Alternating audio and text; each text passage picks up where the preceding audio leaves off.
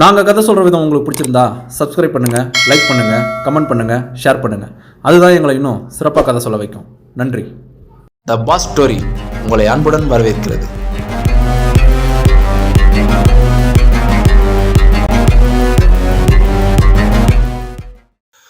பேப்லோக்கு பரிசு கொடுக்க நினைச்ச ரஃபல் அவனோட தலையில துப்பாக்கி எடுத்து வைப்பாருன்னு யாருமே எதிர்பார்க்கல. தப்பு ரஃபல்து கிடையாது, அவரு அந்த அளவுக்கு கோபப்படுத்தினதே பேப்லோ தான். அப்படி என்னதான் கேட்டான் பேப்லோ, பார்க்கலாமா? சொல்லு பேப்லோ, உனக்கு என்ன வேணும்னு கேட்ட ரஃபல் கிட்ட பேப்லோ அமைதியா கேட்டது ஆளுக்கு பாதி. வர்ற லாபத்துல 10% கொடுக்க கூடாது, 50% வேணும்.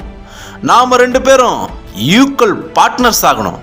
இதுதான் ரஃபல் கிட்ட 23 வயசான பேப்லோ கேட்டது. ரஃபலோட தொழில் அனுபவ வயசு கூட இல்லாத பேப்லோ அவருக்கு சரிசமமா ஆக ஆசைப்பட்டது ரஃபலுக்கு ரொம்ப பெரிய மரியாதை குறைவா தெரிஞ்சது. ரஃபல் கிட்ட 15-20 வருஷமா வேலை செய்யறவங்க கூட இந்த மாதிரி ஒரு நினைப்போட ரஃபல் பக்கத்துல கூட வர முடியாது. ஆனா வேலைக்கு சேர்ந்து சில மாசங்களே ஆன பேப்லோ இப்படி கேட்டது அந்த பார்ட்டில இருந்த யாராலையுமே ஏத்துக்க முடியல. ஏன் பேப்லோவோட உயிர் நண்பன் குஸ்டாவோ கூட பேப்லோ ரொம்ப அவசரப்பட்டுட்டான்னு நினைச்சான். அடுத்து என்ன நடக்க போகுதுன்னு பார்ட்டியில் இருந்த மொத்த பேரும் பதட்டத்தோட இருந்தாங்க. அந்த பதட்டமே இல்லாம ரொம்ப கூலா இருந்த ஒரே ஆளு பேப்லோ மட்டும்தான். நெத்தியில துப்பாக்கி வைக்கப்பட்டிருக்கிறத நினைச்சு கொஞ்சம் கூட கவலைப்படாம ரஃபலோட கண்ணையே நேருக்கு நேரா பார்த்துக்கிட்டு இருந்தான் பேப்லோ. கொதிப்போட அந்த ரஃபல் கிட்ட, நான் சொல்றத ஒரு நிமிஷம் கேளுங்க ரஃபல், அதுக்கப்புறம் நீங்க தாராளமா என்ன சுடலாம். நான் மதிக்கிற என்னோட குருநாதர் கையாலே சாவது எனக்கு பெருமைதான்னு பேப்லோ சொன்னதை கேட்ட ரஃபல், அன்பால என்ன பிளாக்மெயில் பண்றியா பேப்லோன்னு கேட்கிறாரு. உடனே பேப்லோ, உங்க மேல எனக்கு எப்பவுமே அதிகமான அன்பு இருக்கு, உங்களுக்காக நான் உயிரையும் கொடுப்பேன், அது வேற. ஆனா இது பிஸ்னஸ், என்னோட முடிவை என்னோட விருப்பத்தை நான் சொல்லிதான் ஆகணும். நான் இப்போ உங்ககிட்ட தனியா பேசணும். பேப்லோ சொன்னதை கேட்ட ரஃபலுக்கு மனசு கஷ்டமாகுது. உண்மையா சொல்லணும்னா பேப்லோ ரஃபல் மேல எந்த அளவுக்கு மரியாதை வச்சிருந்தானோ அதை விட அதிகமா பேப்லோ மேல ரஃபல் பாசமா இருந்தார். பேப்லோவோட சின்ன வயசு, அவனோட சுறுசுறுப்பு, ஏழைங்க மேல அவன் காட்டுற இரக்கம், தொழிலில் அவன் காட்டுற கொடூரம், இது எல்லாத்தையும் ரஃபல் ரொம்பவே ரசிப்பார். ஆனா திடீர்னு ஒரு சின்ன பையன் எதிரில் நின்று உன் லாபத்தில் எனக்கு சரி பாதி குடுன்னு கேட்டது ரஃபலோட ஈகோவை தூண்டிடுச்சு. அதனாலதான் வெறியில கன்னை எடுத்து பேப்லோ தலையில வச்சிட்டாரு. இப்போ கோபம் தெளிஞ்சு கொஞ்சம் கண்ட்ரோல் ஆன ரஃபல் அவரோட பாடி கார்ட்ஸ்க்கு கண்ணை காட்டுறாரு. பார்ட்டியில் இருந்த எல்லாரும் வெளியே அனுப்பப்படுறாங்க. சோஃபால ரஃபல் உட்காந்துருக்க அவருக்கும் அவனுக்கும் சரக்கை ஊத்தி எடுத்துட்டு வந்த பேப்லோ மெதுவா பேச ஆரம்பிக்கிறான். ரஃபல், உங்களுக்கு உலகத்துல எல்லா மூலைகள்ல இருந்தும் சரக்கு வருது. அது கப்பல், லாரி, ட்ரெயின்னு பலவிதமான டிரான்ஸ்போர்ட் தேவைப்படுது. அதுக்கு நம்பிக்கையான கூலியாட்கள், பாதுகாப்பு கொடுக்க கார்ட்ஸ், இறக்கி வைக்க குடோன், ஏதாவது பிரச்சனைனா போலீஸ் கிட்ட பேசுறதுக்கு ஆளு, சரண்டர் ஆகிறதுக்கு ஆளு, கோர்ட்டு, கேஸு, ரைடுன்னு இந்த வயசுலயும் நீங்க ஒரு நாளைக்கும் ஒரு பிரச்சனையை பார்க்குறீங்க. சரியான நேரத்தில் சரக்கை எடுக்க முடியல, சரியான நேரத்தில் சரக்கை கொடுக்க முடியல. இதுக்கு நடுவுல திருட்டு பிரச்சனை வேற. இவ்வளோ டென்ஷனையும் நீங்க ஒத்தாளா சமாளிக்கிறீங்க. இனிமே அந்த டென்ஷன் உங்களுக்கு வேணாம். மொத்த டென்ஷனும் என்னோடது. பணத்தை இன்வெஸ்ட் பண்ணி சரக்கு நீங்க ஆர்டர் கொடுத்துடுங்க. சரக்கு எப்போ டெலிவரி பண்ணணும்னு சொல்லிடுங்க. இவ்வளவுதான் உங்க வேலை. மற்றபடி சரக்கை எடுக்கிறது, டெலிவரி கொடுக்கறது, இறக்கி வைக்கிறது, டிரான்ஸ்போர்ட் பண்றது, கூலியால், பாதுகாப்பால், போலீஸ் கேஸ் எல்லாத்தையும் நான் பார்த்துக்கிறேன். உங்களுக்கு எந்த டென்ஷனும் இல்லை. ஜாலியா வாழ்க்கையை என்ஜாய் பண்ணுங்க. பணம் போடுற குருநாதருக்கு 50%, மொத்த வேலையும் பிரச்சனையை ஃபேஸ் பண்ற உங்க சிஷ்யனுக்கு 50%. இதுக்கு உங்களுக்கு ஓகேனா பிஸ்னஸ் பண்ணலாம். வேணான்னு சொன்னா உங்க வேலையை நீங்க பாருங்க. என் வேலை ஆளுங்களை தூக்குறத நான் பார்த்துக்கிறேன். பேப்லோ சொன்னதை கேட்ட ரெஃபலுக்கு சிரிக்கிறதா கோவப்படுறதானே தெரியல. ஆனால் யோசிச்சு பார்த்தா இது ஒரு நல்ல டீலிங் தான். நமக்கு எந்த பிரச்சனையும் இல்லை, போலீஸும் நம்ம கிட்ட வராதுன்னு நினைச்ச ரெஃபல் பேப்லோவை பார்த்து, நீ ஒரு சிறந்த கடத்தல்கார மட்டும் இல்லை, சிறந்த ராஜதந்திரினும் நிரூபிச்சிட்ட. ரொம்ப டீசெண்டா தொழிலை என் கையில கொடுத்துட்டு போய் ரெஸ்ட் எடுங்கன்னு சொல்லிட்ட. பரவாயில்ல, நீ சொன்னது எனக்கு சம்மதம்னு சொல்லி பேப்லோவை கட்டி பிடிச்சி வாழ்த்து சொல்றாரு. உள்ள என்ன நடக்குதோன்னு பதற்றத்தோட இருந்த குஸ்டாவோவும் நண்பர்களும் பேப்லோ வெளியில உயிரோட வர்றதை பார்த்து உள்ள என்ன ஆச்சு, ரெஃபல் என்ன சொன்னாருன்னு ஆர்வத்தோட கேட்டாங்க. ரெஃபல் ஓகே சொல்லிட்டாருன்னு பேப்லோ சொல்றான். நம்பவே முடியாத குஸ்டாவோ அப்படி என்னதான் சொன்னேன்னு கேட்குறான். அதுக்கு பேப்லோ, உண்மையை சொன்னேன். ரெஃபல் கிட்ட இருந்து ஈக்குவல் பார்ட்னர்ஷிப் வாங்கின பேப்லோவும் அவன் கேங்கும் வேகமா வேலையை ஸ்டார்ட் பண்றாங்க. ஒரு இடத்துக்கும் நேரடியா போய் பேப்லோ கண்காணிக்கிறான். பல சமயங்கள்ல கூலி ஆட்களோட ஒரு கூலியாளா வேலை செய்வான். லாரி டிரைவர்களோட சேர்ந்து அவனும் ஒரு லாரி டிரைவரா சரக்க பாஸ் பண்ணுவான். ரெஃபல் கொடுத்த இந்த வாய்ப்பை ரெஃபல் கிட்ட இருந்து எடுத்துக்கிட்ட இந்த வாய்ப்பை நல்லா பயன்படுத்தினான் பேப்லோ. கடத்தல்ல அவனுக்கு தெரியாத விஷயங்களே இல்லைன்ற அளவுக்கு அடிமட்டத்திலிருந்து மேல்மட்டம் வரைக்கும் புகுந்து விளையாடுறான். அதே சமயம் பண்றது தப்பான தொழில்னாலும் அதுல மிக கடுமையான நேர்மையை கடைபிடிக்கிறான். பேப்லோ கிட்ட தொழிலை ஒப்படைச்சதுல இருந்து ரெஃபல் ரொம்ப ஃப்ரீயா டென்ஷன் இல்லாம சுத்துறத பார்த்த சில காற்றல்காரங்க அவங்க தொழிலையும் பேப்லோவே பார்த்து தரணும்னு அக்ரிமெண்ட் போடுறாங்க. பேப்லோவோட லட்சியம் சொந்தமா ஒரு கார்ட்டல் ஆரம்பிக்கிறது தான். ஆனா இங்க பல காற்றல்காரங்க பேப்லோவோட நேர்மையை திறமையை பார்த்து கான்ட்ராக்ட் கொடுக்க ஆரம்பிக்கிறாங்க. பேப்லோ காட்டுல பணமழை கொட்டுது. பேப்லோவும் அவனோட கேங்கும் பண மலையில நனைகிறாங்க. பேப்லோ பெரிய பங்களா வாங்குறான். அவங்க ஃபேமிலியில இருந்த எல்லாருக்கும் புது புது பிஸ்னஸ் ஏற்பாடு பண்ணி தரான். அவனோட அப்பா அம்மாக்கு தனியா பெரிய பங்களா வாங்கி தரான். அவனோட ஃபேமிலியிலேயே அவனுக்கு பிடிச்ச அவனோட அண்ணன் ராபர்ட்டோவை அவன் கூடவே தொழில் கணக்கு வழக்கு பார்க்க வச்சுக்கிறான். பணத்தை தண்ணி மாதிரி செலவு பண்றான். 16 வயசுல கார் திருடிக்கிட்டு இருந்த பேப்லோ சில வருஷங்கள்லயே சொந்தமா வெளிநாடுகள்ல இருந்து இறக்குமதி செய்யப்பட்ட லேட்டஸ்ட் ஃபாரின் காருங்களா வாங்கி குவிக்கிறான்.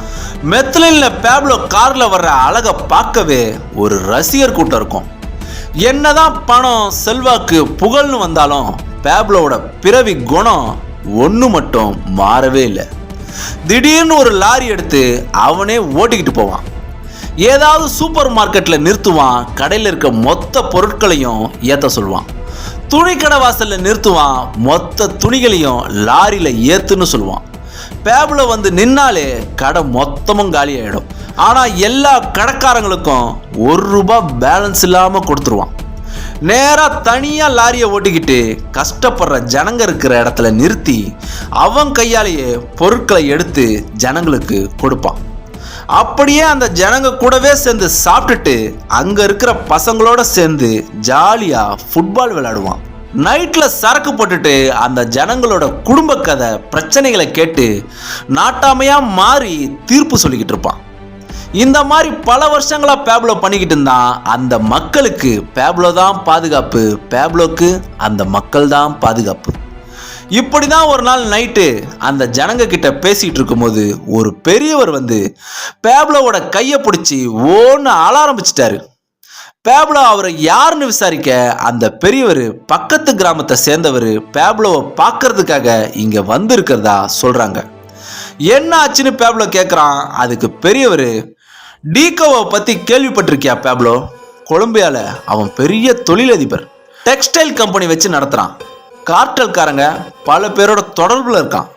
அரசியல்வாதி, போலீஸ்காரங்க எல்லாரையும் அவன் கண்ட்ரோலில் வச்சிருக்கான். அவன் கம்பெனிக்கு வேலைக்கு போன எங்கள் கிராமத்து ஜனங்களை கொத்தடிமையாக பிடிச்சி வச்சுக்கிட்டு 24 மணி நேரமாக வேலை வாங்கி சாவடிக்கிறான். ஆம்பளை பிள்ளைங்க பொம்பளை பிள்ளைங்கன்னு யாரையும் விட்டு வைக்கிறதில்ல. எல்லாத்தையும் நரகத்தில் வேதனைப்படுத்துகிற மாதிரி படுத்துகிறான். போன வாரம் 2 பொம்பளை பிள்ளைங்க செத்து போய் உடம்பு தான் வீட்டுக்கு வந்துச்சு. நீ தான் ஏதாவது பண்ணி எங்கள் ஜனங்களை காப்பாற்றணும்னு சொல்கிறாரு. பெரியவர் சொன்னதை கேட்டு கடுப்பான பேப்லோ நீங்க போங்க நான் பார்த்துக்கிறேன்னு சொல்றான். உடனே அடுத்த நாள் டீகோவை பத்தி விசாரிச்ச பேப்லோ நேரடியா டீகோக்கு ஃபோன் போட்டு பேசுறான். ஆனா டீகோ பெருசா ரெஸ்பான்ஸ் பண்ணல. இது என்னோட தொழில், நான் என்ன வேணா பண்ணுவேன், உன் வேலையை மட்டும் பாருன்னு சொல்லிட்டு டீகோ ஃபோனை வச்சிடறான். அவ்வளவுதான், இனிமேல் பேச்சுவார்த்தைன்றது கிடையாது. அவன் ஸ்டைல தான் பேசணும்னு முடிவு பண்ண பேப்லோ டீகோக்கு கட்டம் கட்ட ஆரம்பிக்கிறான். பேப்லோ லைன்ல வந்ததை யோசிச்ச டீகோவும் எப்பவும் பாதுகாப்போடையும் ஜாக்கிரதையாகவும் இருக்கான். டீகோக்கு டெக்ஸ்டைல் பிசினஸ் தான் தொழில், ஆனா பேப்லோக்கு ஆள் கடத்துறது தான் தொழிலே. டீகோ அசந்த நேரம் பார்த்து அவன் ஊருக்குள்ளேயே புகுந்து அவனை பேப்லோ தூக்கிட்டான். டீகோவை பேப்லோ தூக்கிட்டான்ற செய்தி காட்டு தீ மாதிரி பரவுது. டீகோக்கு சப்போர்ட் பண்ற பல கார்ட்டல்காரங்க டீகோவை காப்பாற்ற ட்ரை பண்றாங்க. ஆனா பேப்லோ எங்க இருக்கான்னு பிடிக்கவே முடியல. கடைசியா ரஃபல் கிட்ட பஞ்சாயத்து போகுது. ஏற்கனவே டீகோ பண்ண அட்டூழியங்களை சொல்லி டீகோவை தூக்க போறதா ரஃபல் கிட்ட சொல்லிட்டு தான் பேப்லோ அவனை தூக்குனான். அதனால பஞ்சாயத்துக்கு வர்றவங்கள ரஃபல் விரட்டி விட்டுறாரு சிஷ்யனை விட்டு தராத குரு. 6 நாட்கள் கழிச்சு டீகோ வீடு வந்து சேர்றான். அவனால பார்க்க முடியல, பேச முடியல, நடக்க முடியல, மூச்சு கூட விட முடியல. ஏன்னா அவன் உயிரோடவே இல்லை. டீகோவோட இந்த கொலை கொலம்பியாவையே அதிர வைக்குது. டீகோவை பேப்லோ தான் கொன்னான்றது கொலம்பியால பிறந்த குழந்தை கூட தெரியும். ஆனா யாருமே பேப்லோவோட பேரை கூட சொல்லல. ஏன்னா பேப்லோனா பயம். ஆனா ஒருத்தர் மட்டும் இந்த கொலையால பயங்கர வெறியானாரு. அவரோட பேரு எல் பாத்ரினோ, ஒட்டுமொத்த கார்ட்டல்களோட தலைவர். பேப்லோவை நேரடியாக கேட்கறதுக்கு பயந்து பல கார்ட்டல்காரங்க அவங்களோட கார்ட்டல் சங்க தலைவர் பேத்ரோனோ கிட்ட சொல்றாங்க. இதனால கடுப்பான பேத்ரினோ பேப்லோவை பத்தி விசாரிக்க சில கார்ட்டல்காரங்க அவன் ரொம்ப நல்லவன், திறமசாலி, அவனால தான் நாங்க இப்போ எந்த டென்ஷனும் இல்லாம தொழில் பண்றோம்னு சொல்றாங்க. இதனால குழப்பமான பேத்ரினோ அந்த பேப்லோவை நான் நேர்ல பார்க்கணும், அவன்கிட்ட பேசணும், அப்புறம்தான் ஒரு முடிவுக்கு வர முடியும், அவனை பார்க்கறதுக்கு ஏற்பாடு பண்ணுங்கன்னு சொல்லிடுறாரு. எல் பாத்ரினோ நேரில் வர சொல்லியிருக்காருன்ற தகவல் பேப்லோ கேங்குக்கு போகுது.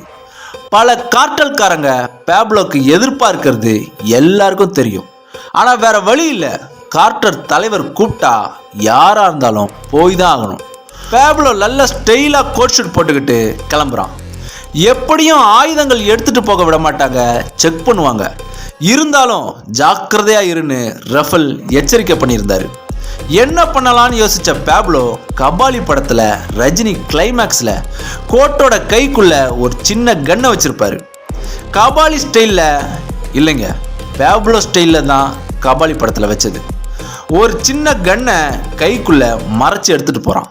வழக்கம் போல எல்லா செக்கிங்கும் நடத்தப்படுது. அந்த சின்ன கன் மட்டும் செக்கிங்ல இருந்து தப்பிச்சிருது. நேரா பேத்ரினோ இருந்த ரூமுக்கு பேப்லோ போறான். பேத்ரினோக்கும் கொஞ்சம் வயசாகி தான் போயிருந்தது. எல்லாரும் கிழட்டு பயல்களாக இருக்காங்களேன்னு மனசுக்குள்ள நினைச்சுக்கிட்ட பேப்லோ வெளியே அமைதியா பவ்யமா நிக்கிறான். பேப்லோவை மேலும் கீழும் பார்த்த பேத்ரினோ உட்கார சொல்றாரு. நீ தான் பேப்லோவா? பார்க்கறதுக்கு காலேஜ் படிக்கிற பையன் மாதிரியே இருக்க. இந்த வயசுலயே கார்ட்டல்காரங்க கிட்ட மோதுற அளவுக்கு தைரியம் இருக்கா? கார்ட்டல்காரங்க பாதி பேர் உனக்கு எதிரியா இருக்காங்க தெரியுமா? உடனே பேப்லோ கார்ட்டல்காரங்க என்னை எதிரியா நினைக்கலாம், ஆனா நான் கார்ட்டலை என்னைக்குமே வெறுக்கிறது இல்லை.